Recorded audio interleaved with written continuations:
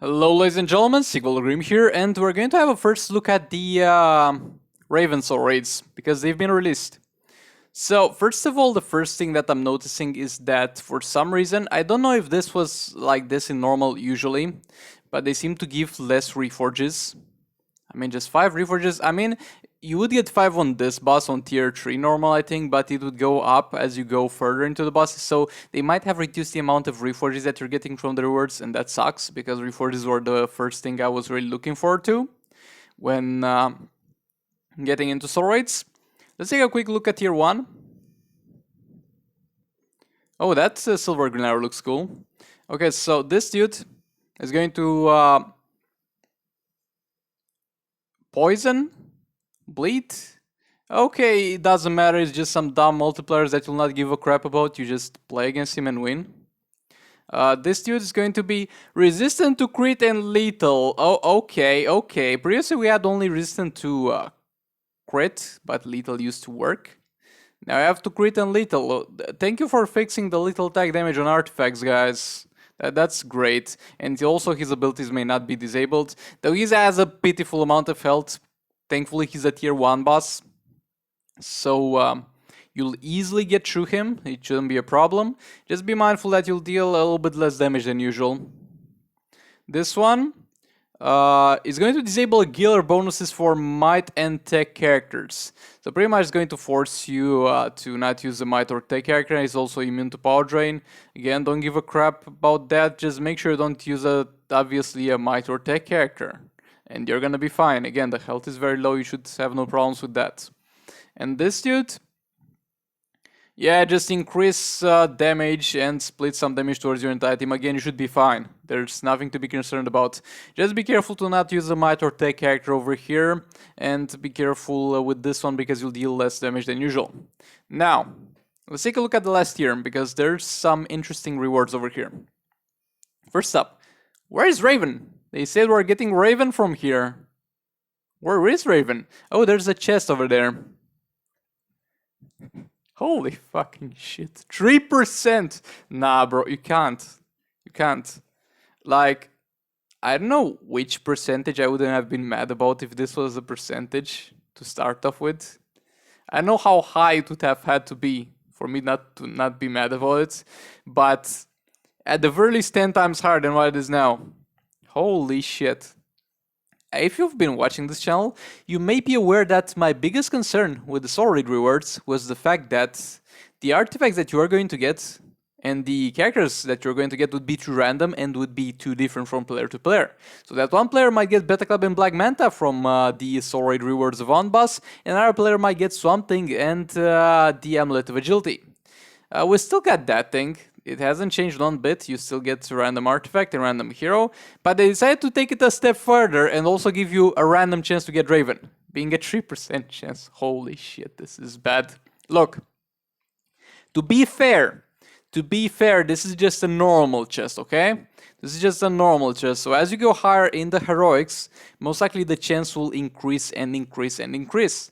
But that still sucks, because it will be very different from player to player. Like, for example, a player that gets very, very lucky will have maxed out Raven by tier 5.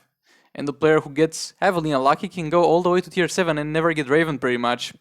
And it's not like it's in league rates. If this was the chance in league rates, no problem with that, my dude. That's great, thank you very much. But this is soul rates. You can repeat the tier 7 difficulty after you get to it, so in theory you can get unlimited Raven, but there's going to be a very small percentage of people who are going to get all the way to tier 7, and for a lot of people it's going to get harder and harder. You're not going to be able to repeat the normal difficulty again and again to have a 3% chance to drop Raven, and it wouldn't be even worth it at the very least. Let's say repeat Heroic 2, where there might be a decent chance to get Raven. So yeah, in theory, you could have unlimited Raven shards given enough time, because you can repeat tier 7, but in practice only 1 or 2% of the players will have access to this luxury. Look, still, I also need to point out that at the very least, they are adding a chance to get legendary from soul raids. They didn't necessarily need to do this. Nobody would have necessarily requested them do this. So that's the thing, but bro, 3% chance. is a very, very, very pitiful amount. Holy shit. And also I think they nerfed the amount of reforges. Now let's get into this artifact. Again, we don't know much about the artifacts because at the very least at the time of recording this video, they haven't posted yet on any of their social media spreadsheet with all the new artifacts, which they usually do. They did for Dawn of Apocalypse, they did for Rise of Krypton. Now they didn't really give a shit about doing that, so nobody really knows exactly what all the artifacts are doing. So this is going to be the one for free. I'm going to assume and hope that this is going to have the maximum passive amount of stats that an artifact can give. And I think that's pretty accurate comparing to the other artifacts, so the passive bonuses are going to be the highest. So regardless of if it's good or not, it's going to be worth upgrading, because those are team-wide bonuses and it's going to split the bonuses to your entire team. So that's something. Now getting into the effects. We're going to have... when health drops below 22%, enter possessed state for 10 seconds, giving you plus 110% attack while possessed. And then while possessed, you're going to heal 23% of the damage dealt with special attacks. Okay, so you're going to try and purposefully drop below 22%.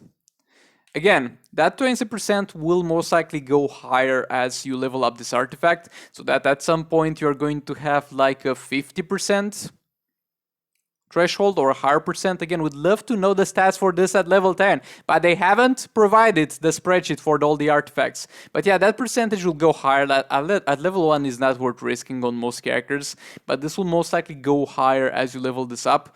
So you'll get below a certain threshold, you'll get an attack boost, and then you'll be able to heal back up so you can get again to that lower health threshold. And yeah, hopefully we will find some ways to get that damage inflicted without playing too bad and sacrificing too much damage. And that attack increase should be pretty high to be worth it, because it's going to give you plus 110% attack. And you might be like, oh my god, I'm gonna deal double the damage and more only from level 1. That's wrong. That's wrong. If it says attack, it's going to only give you attack, increasing your attack. And you're gonna be like, yes, Sigvald, but attack increases my basic attacks, attack increases my special attacks. Attack is great, yes, but... in this game, the things that increase your attack, like the Old Blaze, don't work with the whole amount of attack. If you're going to have, let's say, 20k attack on King with gear stats, Shazam, and the artifact bonuses combined, this is not going to give you another 20k on top of it. This is going to give you a percentage of your base attack, because that's how attack percentages work in Just Immobile. So for King at level 1, it's going to give him an additional 2.6k attack or something like that when activated, and it's a pretty decent amount, but at the end of the day you might end up having 20k attack, and that's just 10% more attack. But yeah, this artifact looks good enough, but I'm not sure how usable it is. The concept of taking damage on purpose is. You might need, depending on the situation, need to play the game bad on purpose and get yourself hit without blocking to get this activated. So I don't know, we'll just see how it goes when it gets released. But yeah, this is kind of the preview of the soul raids. Again, this is bullshit. Bullshit. But yeah, I'll see you all on the next one. Goodbye.